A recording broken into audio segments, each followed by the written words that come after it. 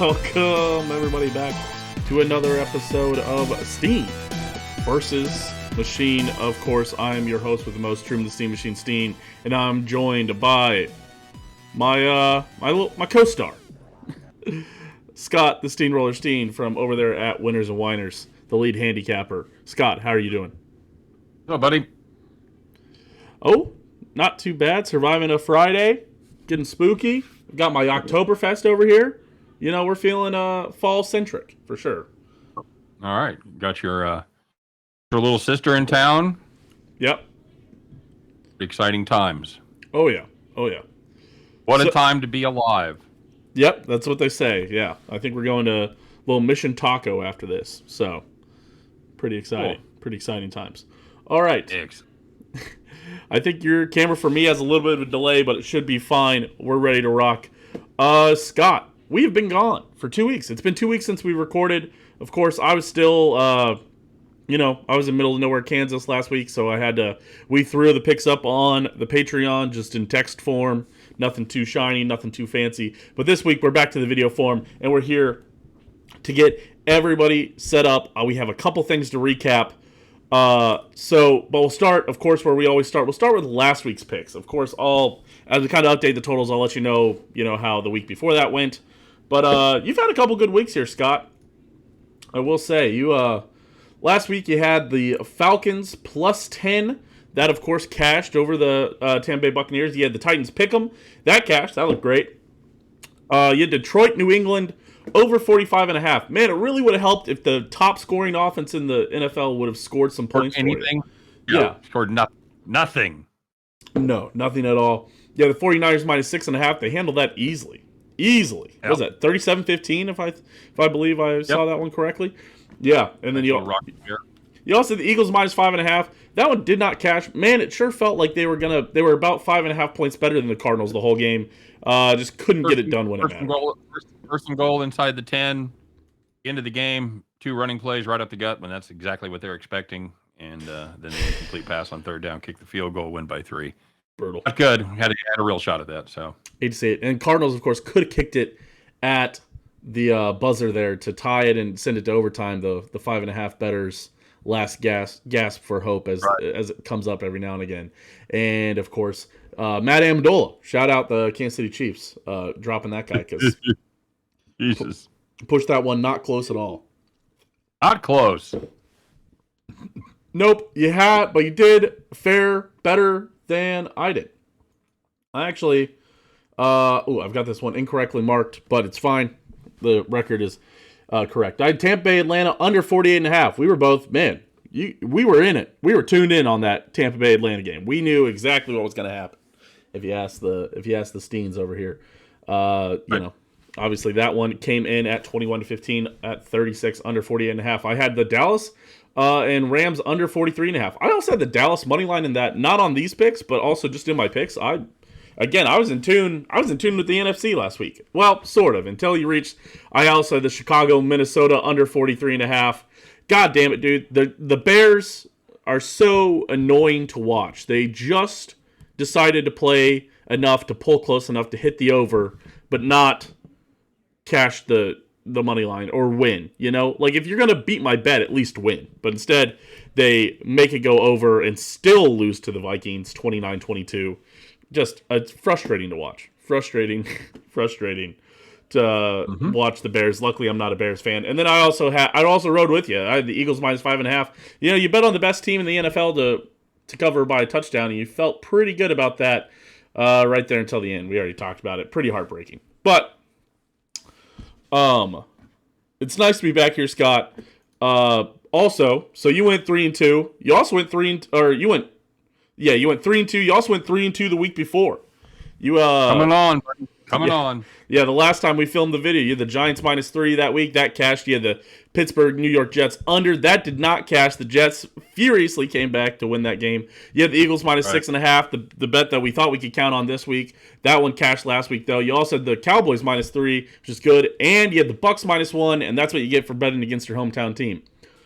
Yeah, that's right. I was on the Bucks pregame show. All the Bucks guys took the Chiefs, and I took the Bucks. Very funny. Or four pessimists, and the three of them, the three Tampa Bay pessimists were right. Yeah, I'll tell you what. I'm pessimistic about the Chiefs this weekend. We can talk about it. I think I've got a pick related to it coming up later. But I'm Trent McDuffie out, Rashad Fenton out, Brian Cook out. Man, I'm not getting worried about those Chiefs. I'll tell you. So you went 3-2 the week before. I went 2-3 this week. I also went 2-3 the week before. That's crazy that for the last 2 weeks we've both had the same record for both those 2 weeks. I had the Tampa Bay Atlanta under. I had the Tennessee Indianapolis under. That one cashed. I had the Buffalo Baltimore over 51. God, that was a weird game where I had over 51. I think it ended up at 43. I think it was 23-20. Super frustrating. I had the Steelers minus 3.5. They blew that late lead against the Jets. Terrible. I had the Jacksonville money line. They were up early and just fell apart there. And then I had the Jacksonville Philadelphia over 45.5, which was good. Thank goodness for Jacksonville going up early. So, all that being said, again, like I said, I was 2-3 last week and the week before that. You were 3-2 last week and the week before that. You're plus 80 both those weeks. I was minus 130 last week and then minus 115 the week before that. So, which brings us to our grand totals. I am at 9-16 on the season at minus 793.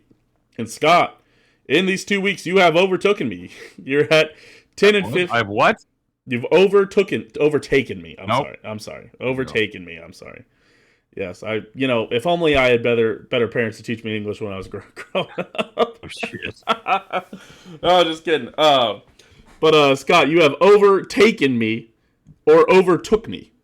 Either one, but not overtooken. Never overtooken.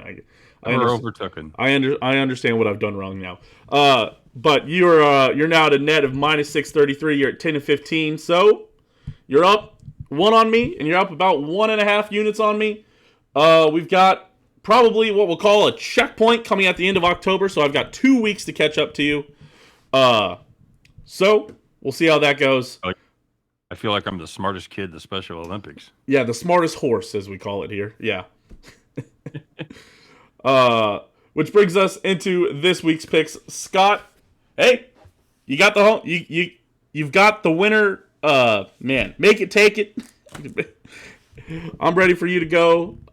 Ready to hear your 3-2 picks again, as I will give my 2-3 picks again. Scott, your first pick of the week. Jags Colts under 42. Both of these defenses, top 10 scoring defenses. The difference is Indianapolis dead last in scoring. Not a good team at all. This is a team with Jonathan Taylor, allegedly the best back in the NFL, that averages just 91.4 yards per game, rushing 3.6 yards per attempt. That ain't good. Carson Wentz, Matt Ryan. I get those losers confused. Matt Ryan seems to have about one good drive inning per game. I know that Denver was joined the how the fuck did that team beat us club last week. Yep. As they outplayed the Colts the entire game and screwed around and let them stay in the game. And the Colts were able to mount the one drive at the end of the game to take the win, just like they did against the Chiefs. This is the bottom line is good defense for the Colts and just a dreadful offense right now. Ryan doesn't have a ton of targets. And like I said, if this team can't run the ball effectively, the offensive line has not been good. I've got to play the under here. I've got to agree with you there. It seems that the Colts, if they're not playing the AFC West, are probably going to have a bad time. So, yeah, I like your Jacksonville, Indianapolis under 42. Jacksonville, a great defense they've got there. I believe my machine has something similar for that game picked. It's got a very similar kind of, a big under for sure. I don't think you'll see them make my list, but again, I'm right there with you on that one. Good to know. Feel better now. I actually lied to you. You will see them make this list, but it'll come up here in a second. That brings me to my first pick here, Scott. I've got Tampa Bay, Pittsburgh under 45.5.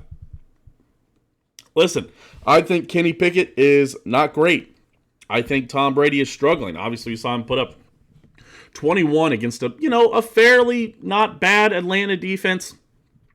I think Pittsburgh, for all as much as their offense struggles, their defense is a little banged up going into this game. You're going to see Minkah Fitzpatrick's, I believe, out or at least hurting.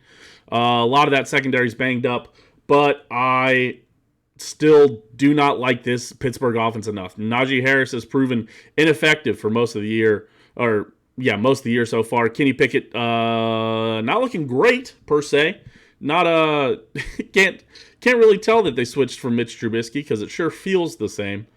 So yeah, I'm liking this Tampa Bay Pittsburgh under 45.5. I like Tampa Bay's defense to clamp down on Pittsburgh, and I don't think Tampa Bay really has it in them anymore to put 30 plus, 40 plus on especially a slow team like Pittsburgh is going to be playing. I like Pittsburgh not to score a ton, but I do like them to kind of pound the rock a bit here, run out the clock. I like the Tampa Bay Pittsburgh under 45.5.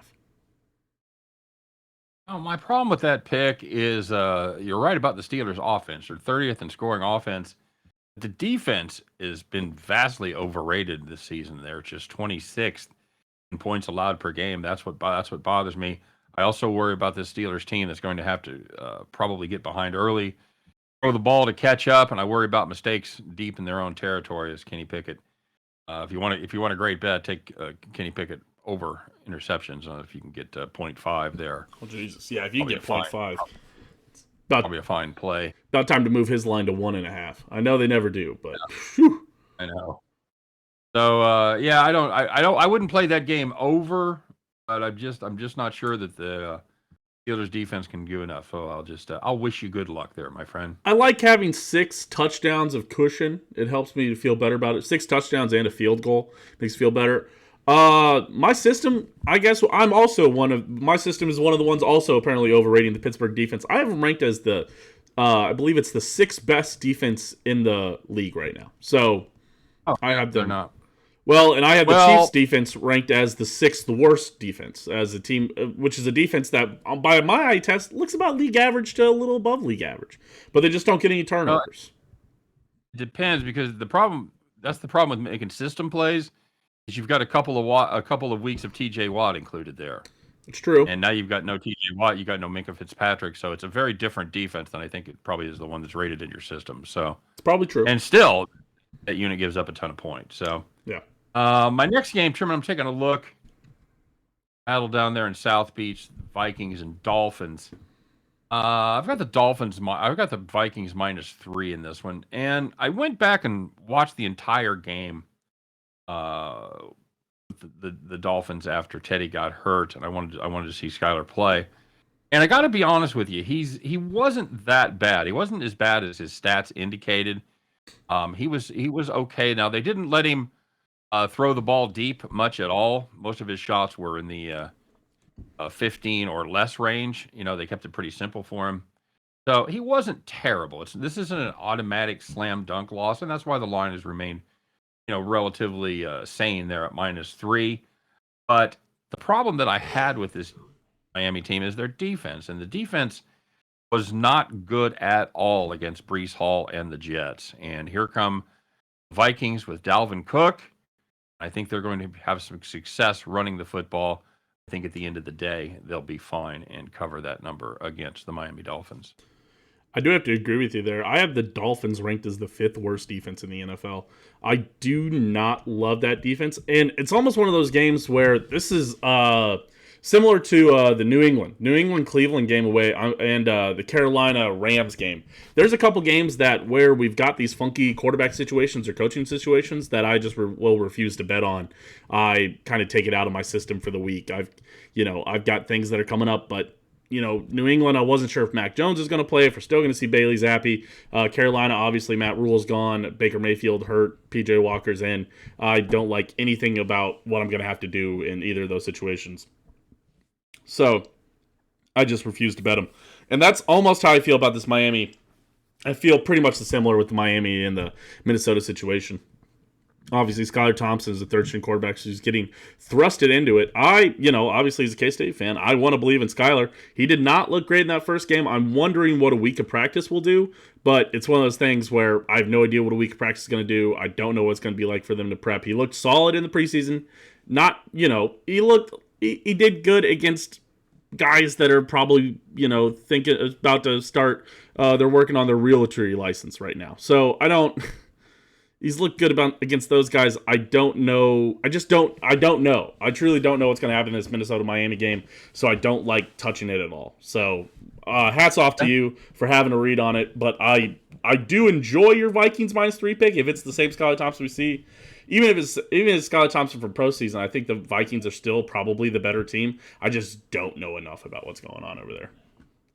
No, I give the Vikings a small lean at quarterback. I think Thompson's going to be better than you think. Like I said, I went back and watched that game last week, and it was it surprised me that he looked as good as he did, because if you look at the stats, they weren't very impressive. But I think he's going to be fine, and of course he adds that element with his feet that he is able to get out and move around in the pocket. But at the end of the day, I think the Vikings offense is just going to overwhelm this defense of the Miami Dolphins.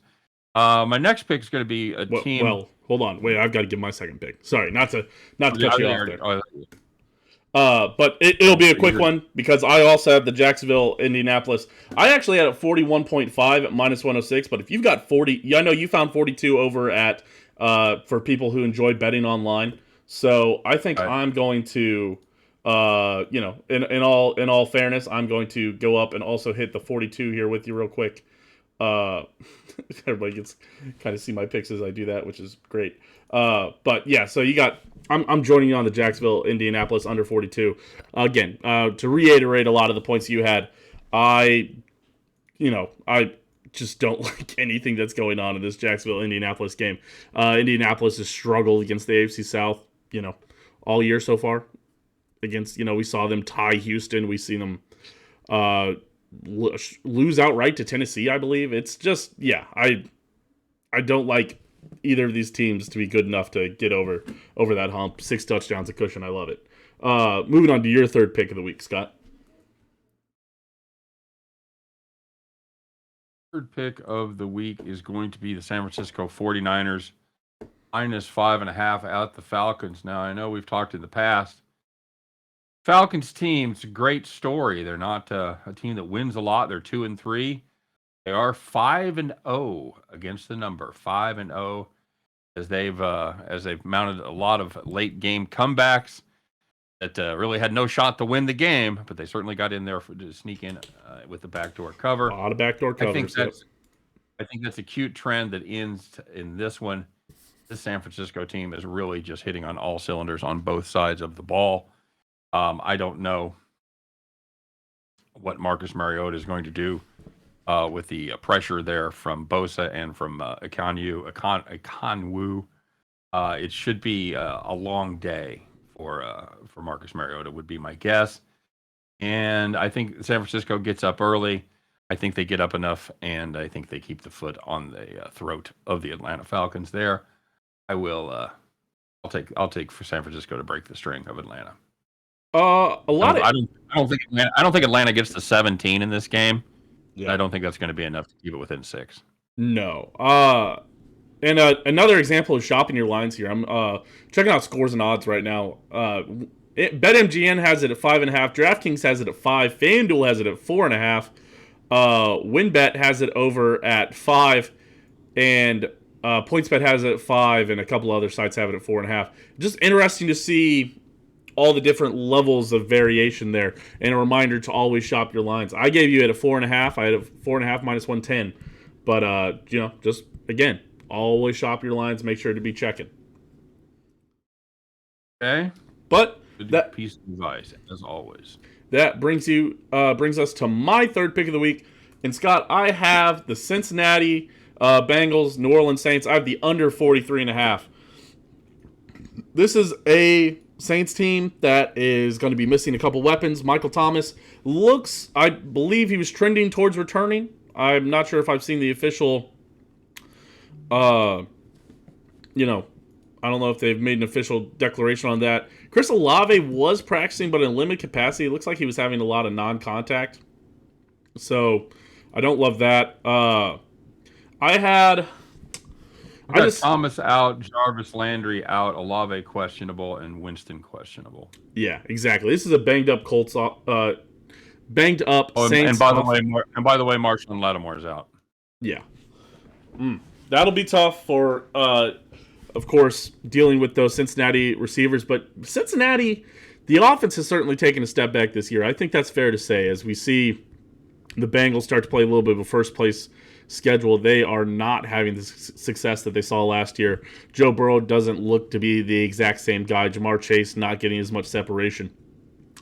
I believe both these teams are underperforming right now, and I like the trend to continue for them to underperform. Give me Cincinnati and New Orleans under 43.5. Cincinnati defense is definitely playing better than their offense right now. Although I will say the offensive line has done a better job at protecting Burrow after giving up 13 sacks in their first 2 games. They've just surrendered 5 in their last 3. The Saints, they don't have a great pass rush, unlike years past. They're not a team that is going to get a ton of sacks. They're in the middle of the pack right now.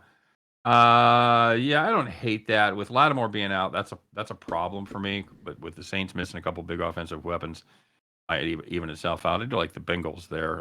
That's probably my favorite play in that game. Yeah, I don't hate your under. If there was an ever a get right game for a defensive line to get their sacks in, I would say the Bengals offensive line is your get right game. Yeah. That's again, that was true early. We'll see how it goes late, because like I said, they've been pretty good lately at keeping Burrow upright. So we'll see if that continues. My fourth pick, I'm going to take the Arizona Cardinals minus the 3 up there at Lumen Field.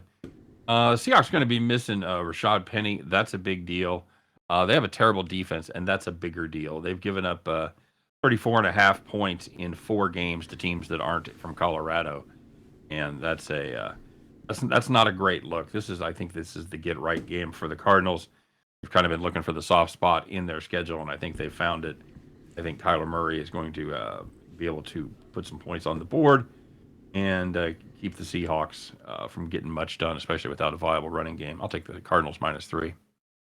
Fair enough. I've actually got this down to 2.5 in some spots, and actually minus 2 over on DraftKings. So that'll give you a little better spot. Again, a reminder to bet your lines. I actually had it at minus 2.5 at minus 118, as I kind of default to FanDuel sometimes, but I'm seeing at minus 2 at minus 110 over at DraftKings. So we're gonna get you hooked up there, Scott. Yeah, a little shout out there. Which brings us to our fourth pick of the week for me.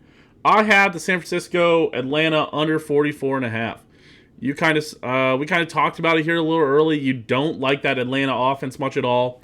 You said you don't like them to get over, what was the 17 you said earlier? I think 17's their ceiling in this game. I would like to agree with you there. I've got them I just don't have them as being very good. And I like the Atlanta defense to not get absolutely blown away by the San Francisco offense. I see this probably ending up in the 40s, maybe low 40s, maybe high 30s. Maybe you're sweating it a bit there at the end. You're hoping for nothing stupid. As sometimes I sit there and I watch something, I say nothing stupid. And you might have one of those situations where you're sitting there in the fourth quarter, maybe hoping for nothing stupid. But yeah, I like San Francisco, Atlanta under 44.5 here for my fourth pick of the week. I almost guarantee if you don't lose that one early, it's going to be a sweat late. I don't think it's going to be a rocking chair under. No, probably not. Not like the Thursday night game has been. For my last game, tempted to take the Bills. Not going to do it. Take the Broncos Chargers under 45.5. Anytime I see total that starts with a 4 attached to the Broncos, I have to automatically play it. My only notes on this game said, "Is this a joke?" Because we've seen this Denver team too many times on national TV already, and that offense is not good at all. Holy shit! They're of course now they're missing their number 1 running back. They put it all in the hands of Melvin Gordon. We'll see how that goes. It's a damn shame too, because the Denver offense is still outstanding. They're the second best scoring defense in the. I think I said Denver offense. Denver defense, the scoring defense has been fantastic. Been up just 60 points per game. That's second in the NFL. Unfortunately, they're last in scoring at 15 points per game. We've seen the over go cash just 1 time out of their 5 games. The Chargers are the Chargers. They're going to throw it around. They're going to do what they can. I think this Denver defense are going to have enough success to keep this one over the 45.5. I think 45.5 is a gift in this game. Yeah, man, good question. This is certainly an interesting one. I've got this on my sheet. Obviously, this is the Monday night game. It's going to be on ESPN there. I would have to agree with you. That Denver defense looks damn good. And I think this Chargers offense struggles when they get punched in the mouth a bit. They are a solid offense, but they aren't exactly a blow-me-away kind of offense, especially when they're lacking dynamic playmakers like Keenan Allen. Keenan Allen looking like he might be able to return this week, but, obviously he's looked like that the last couple of weeks and hasn't been able to come back. So, I don't know.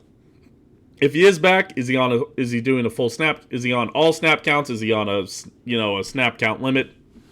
I just don't know. The quickest update, he was a limited participant in Friday's practice. Right, yeah. So that doesn't look great. Yeah. He's been limited at least, I believe, every day this week, which is maybe a slight trend up, I guess. But, yeah, I don't love it. Russell Wilson obviously also been playing hurt. He's had that hurt lat.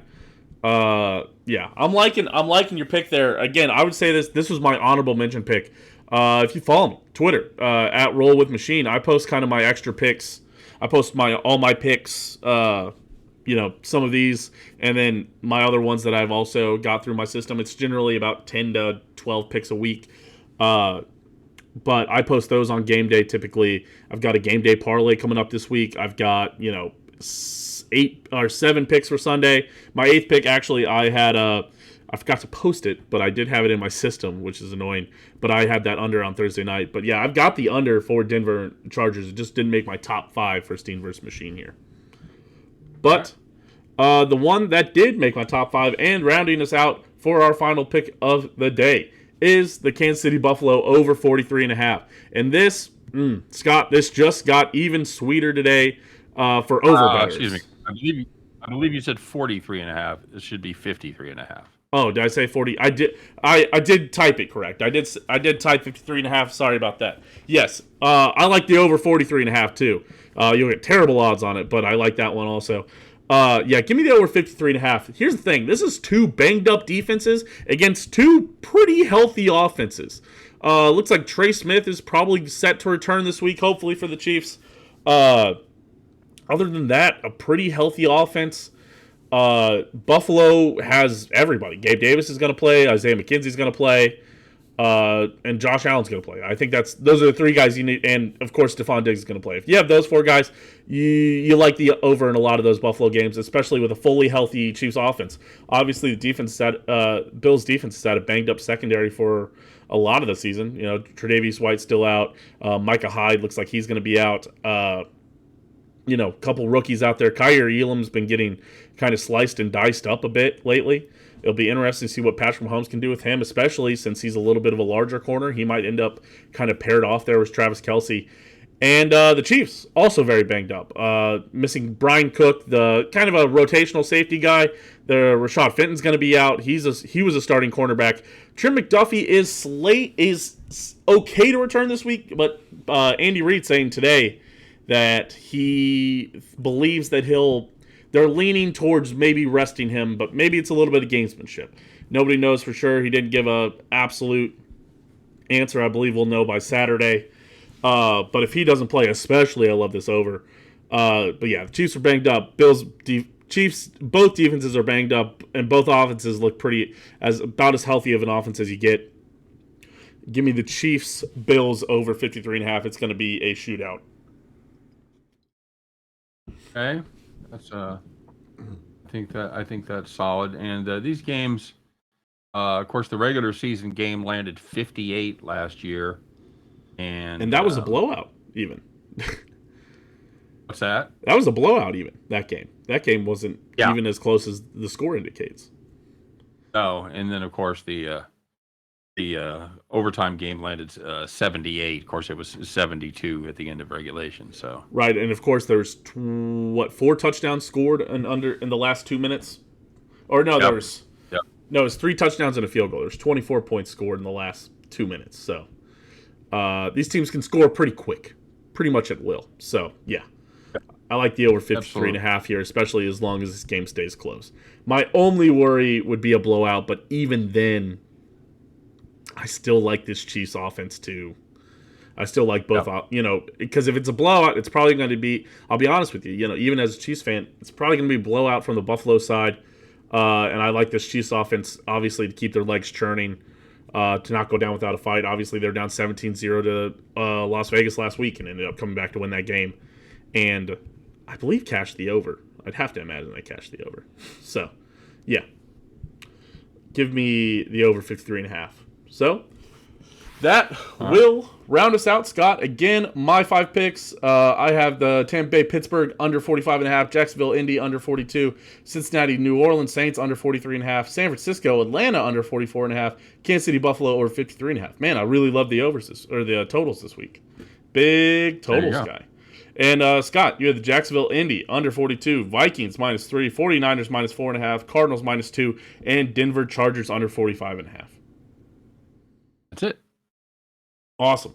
Scott, I do appreciate your time as always. If you guys want to hear more from Scott, you guys can check him out, Winners and Winers. You guys can go check out Once Upon a Time in Las Vegas, the rise of the greatest sports betting show. Betting? In the world.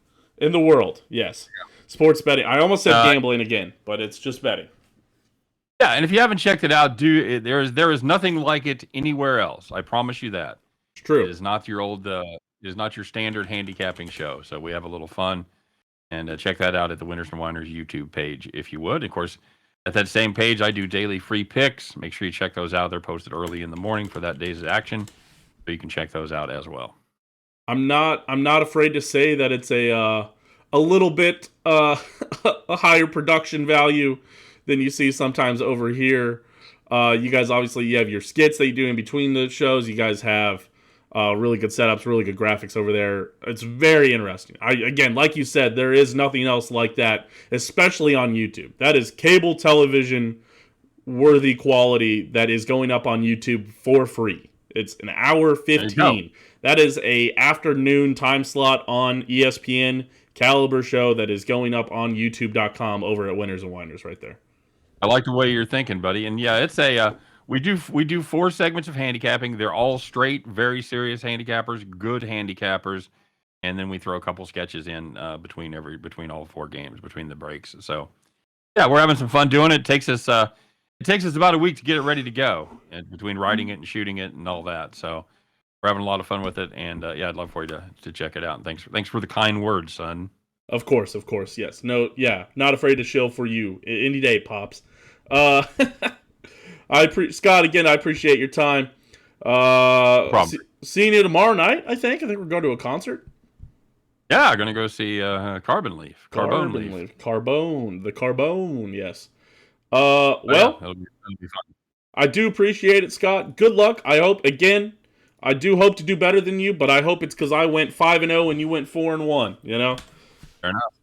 We are trudging towards the positive. You know what, Scott? I'm going to go 3-2 this week, at least. I'm going at least 3-2. I'm liking 5-0. I love all these picks personally, but all right. But there's no way I'm going 2-3 again. No way. I promise. You can hear it right here. No 2-3 week this week. He has said that he is not going 2-3. So. I refuse. All right, very good. Hey, thanks everybody for watching. Of course, I want to wish everyone good luck on all your plays this weekend, all your college games, all your pro games, and yeah, hope you beat the books for a hell of a lot of money. Hope to see you back at the window. Thank you, everybody. No, did I steal you? Steal your thunder there? Well, sort of. All right, thanks everybody. See you. Like walking in on pens.